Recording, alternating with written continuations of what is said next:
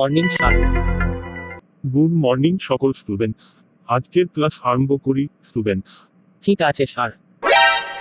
আজকে তোমাদেরকে একটা প্রশ্ন করব। পচা, তুমি বলো তো, নতুন হাফলংয়ে এত বানপানি হওয়ার কারণ কি? নতুন হাফলংয়ে এত বানপানি হওয়ার কারণ হলো বান রাজা। কারণ বান রাজাই আগে থেকে হাফলং বাসীদেরকে সতর্ক করেছিলেন, কিন্তু হাফলং বাসীরা মানেনি।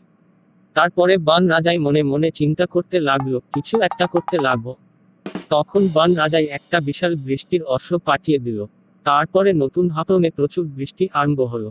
বৃষ্টির ওজন সহ্য করতে না পেরে পাহাড়গুলো গলে পড়ে গেল আর নিউ হাফলংয়ে বানপানির সৃষ্টি হলো। বাহ পচা, খুব সুন্দর উত্তর দিলি। Thank you sir.